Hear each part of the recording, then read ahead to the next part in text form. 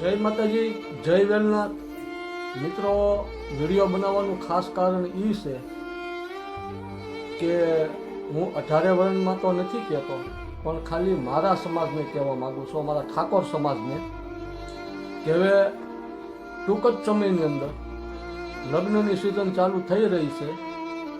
તો કાયદા કાનૂનીની મારી પાસે જે જોગવાઈ હોય, દીકરીની ઉંમર, દીકરાની ઉંમર એ પ્રમાણે જ કરવી. કેમ કે કાયદો આપણે હાથમાં ન લેવાય. અને બીજું એ મિત્રો કે આપણા સમાજની અંદર મારી પાસે તો પ્રૂફ સાથે પડ્યું છે કે ઘણા માણસો દીકરીઓના પૈસા લે છે. લાખ રૂપિયાથી માંડીને 1.5 લાખ સુધી, 2 લાખ રૂપિયા સુધી. તો મિત્રો, પહેલું તો મારું એ કહેવાનું છે, આપણા સમાજની અંદર ભલે આપણે આપણી દીકરીને કોઈ પણ જગ્યા પર સંબંધ કરવી, વ્યવસાય કરવી, ત્યારે આપણે નાચ રિવાજ જે કાંઈ હોય, જે થતું હોય એ કરવાનું હોય. પછી વ્યવસાયની મારી પાસે કોઈ પણ વસ્તુની વાતચીત ન થાય અને લગ્ન આવે ત્યારે ટેકા સ્વરૂપે કે તમારે સામેવાળાને ટેકો અમને લાખ રૂપિયા, 1.5 લાખ રૂપિયાનો આપવાનો. તો મારા મિત્રો, આવું ન થવું જોઈએ. અને આપણે માનો કે આજ હું ગરીબ હોઉં, હું ન પહોંચી શકતો હોય અને મેં મારી દીકરીના લગ્ન કર્યા હોય અને લગ્ન કરવાના હોય, તો મારી પાસે જે યથાશક્તિ, જે ભગવાને, જે પ્રભુએ આપ્યું હોય એ દીકરીના કરિયાવરમાં આપી. અને સામા પક્ષવાળાને ખબર હોય કે દીકરીનો બાપ ગરીબ છે, તો એમને જે કાંઈ આપ્યું છે એ સ્વીકાર કરી લે. અને 100 વર્ષ સુધી હું તો સામા પક્ષવાળાને કહું છું કે જે લોકો દીકરાના માતા પિતા હોય અને કે એવી કોઈ ગરીબ ઘરની દીકરી હોય અને દીકરીનો બાપ કદાચ ન પોખતો હોય, તો એ ખાલી થેલીની અંદર લુગડા એટલે કે કપડાં ભરી દે અને આપે, તો તમે મારા વાલા સ્વીકાર કરી લેજો. મા ભગવતી, મહાકાળીમાં, વેલનાથ બાપુ, આવી દીકરી કોઈ તમારા ઘરે આવી હોય અને પગલાં પાડશે તો એ લક્ષ્મીનું સ્વરૂપ છે. તો તમારા ઘરની વળતી વેળા વળશે અને એક ગરીબની આંતરડી ઠરશે. પણ એમાં દીકરીવાળાનો વાંક નથી મિત્રો, દીકરાવાળાનો પણ વાંક છે. લગ્ન કરાવવા માટે સામે દીકરીનો બાપ ગરીબ હોય તો એમને એમ કે તમે લગ્ન કરી દો, એમ તમને લાખ રૂપિયા આપી, 1.5 લાખ રૂપિયા આપી. તો આવું આપણા સમાજની અંદર એટલા બધા પૈસા ક્યાં વધારે છે? તો આપણે લાખ, 1.5 લાખ રૂપિયા આપણે એકાબીજાને આપીને પછી આપણે દીકરીના ને એના લગ્ન કરવી આપણે.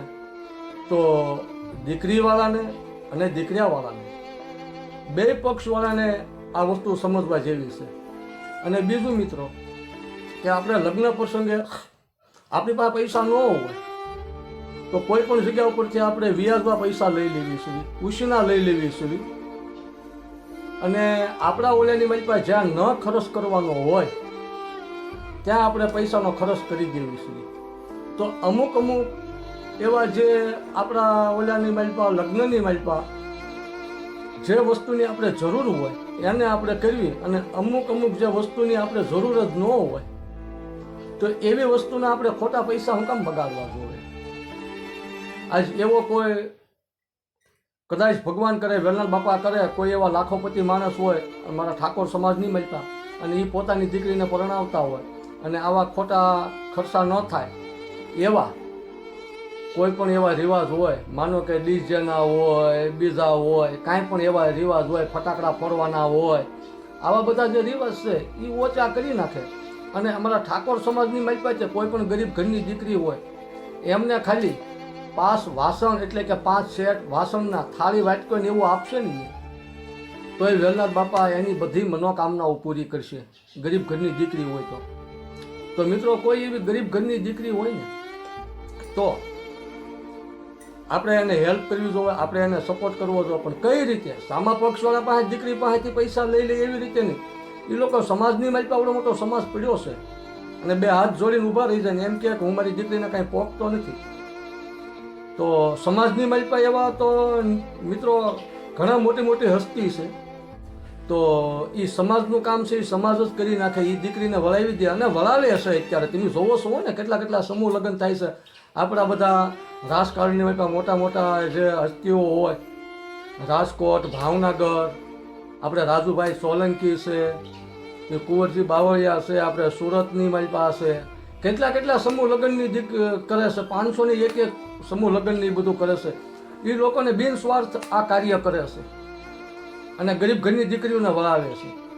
તો આપણે કદાચ ન પહોંચતા હોય ઘરે લગ્ન કરવામાં, તો આપણે સમૂહમાં ગમે ત્યાં જોડાઈ જવાય અને સમૂહમાં જોડાય અને આપણે આપણી દીકરીને વળાવવાની હોય તો આપણી પાસે જે કાંઈ યથાશક્તિ પ્રમાણે હોય એ પ્રમાણે વળાવી દેવાય. અને હા મિત્રો, બે હાથ જોડીને કહું છું, મારા સમાજને જ કહું છું, દીકરીના પૈસા કોઈ દી લેતા નહીં. મિત્રો, સુખી થવું હોય ને તો દીકરીના પૈસા કોઈ દી ન લેતા. ભલે તમારી પાસે જે કાંઈ હશે, જે દીકરીનો બાપ જે કાંઈ દીકરીને આપશે ને એ લઈને વહી જાય છે. કોઈ દી એમ નહીં કે મને મારા બાપાએ કાંઈ ન આપ્યું. અને સામા પક્ષવાળાએ પણ એવી ગરીબ ઘરની દીકરી હોય ને તો એ તમારી પોતાની દીકરી છે ને એ રીતે એમને રાખજો.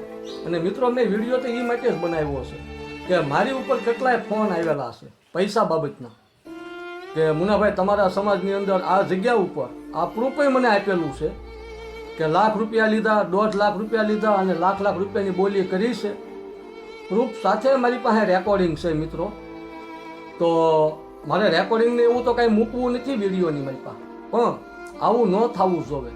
અને હા મિત્રો, કોઈ પણ વ્યક્તિને ખોટું લાગતું હોય કે મુન્નાભાઈ ખોટી વાત કરે છે તો મારો નંબર લઈ લ્યો. મારો નંબર છે 96 38 31 54 અને 92. મારું ગામ ત્રાપજ, ભાવનગર જિલ્લો, તાલુકો તળાજા અને મહાકાળીમાનું મંદિર.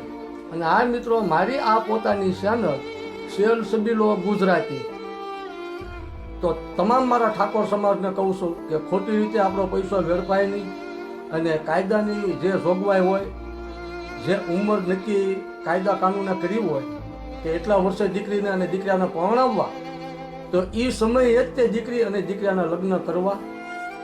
અને બીજું એ કે મેં તમને કીધું એમ કે મિત્રો, પૈસા તો કોઈ દી દીકરીના લેતા જ નહીં, દીકરીના પૈસા લેવાય નહીં. અને એ દીકરીના પૈસા તમે લ્યો છો ને લાખ 1.5 લાખ રૂપિયા મિત્રો, તો એ પૈસા આપણી દીકરી ઉપર જ છે.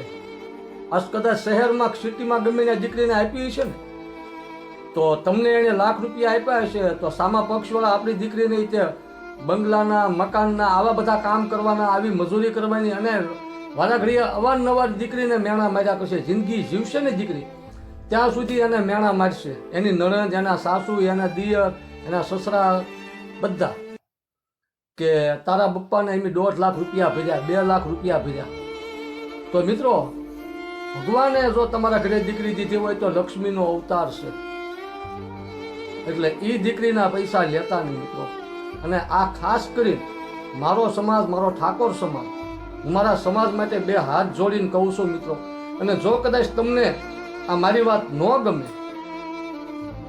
તો 2 હાથ જોડીને તમારી પાસે માફી માગું છું. અને જો મિત્રો તમને આ વાત મારી ગમી હોય અને મારી વાત જો તમને સાચી લાગતી હોય કે મુન્નાભાઈ કહે છે એ બરોબર છે, તો મિત્રો આપણે આપણો સમાજમાં એકતા અને એક થવાની જરૂર છે. અને આવા જે વસ્તુ છે, આવા ખોટા પૈસાઓ લેતા હોય અને ઘરે પૈસા લઈને મિત્રો, મેં તો જોયેલું છે, મારી નજર સામે તમને બતાવું, બોલો, કે દીકરીના પૈસા લઈને બાપે દારૂ પીધેલા હશે. તો સામા પક્ષોએ વેવાય નહીં, પણ દીકરાના બાપાને વિચાર કરવો જોઈએ કે ખોટી રીતે આપણા સમાજની માલિકા જે સાલ છે નહીં કે લાખ 1.5 લાખ રૂપિયા ભરવાના અને એ ભરી દે અને પછી દીકરીના લગ્ન કરી લે. તો આ ગરીબ માણસ હોય એને શું સમજવાનું? કોઈ ગરીબ ઘરનો દીકરીઓ હોય એની પાસે 1 રૂપિયો ન હોય અને એને એના લગ્ન કરવાના હોય ત્યારે સામા પક્ષવાળા એમ કે ફલાણા ભાઈએ 2 લાખ આપ્યા, 1.5 લાખ આપ્યા. એટલે મારી નમ્ર વિનંતી છે બધા મિત્રોને કે આવા કોઈ કાર્ય ન કરો કે જેથી કરી આપણે દુનિયાની માલિકા નીચે પડી જવી. આપણી એકતા વધારો, એકતા રાખો. અને મેં કીધું એમ કે મિત્રો, દીકરીના પૈસા તો લેતા જ નહીં. તો બધાને બસ મારી આ વાત ઉપર સહમત હોવ તો મિત્રો જય માતાજી કોમેન્ટની માલિકા લખો, જય વેલનાથ લખો. મેં મારો નંબર આપી દીધો છે મિત્રો. તો બસ, જય માતાજી, જય વેલનાથ. હા મિત્રો, ખાસ કરીને હજી કહું છું કે દીકરીના પૈસા ન લેતા. જય માતાજી, જય વેલનાથ.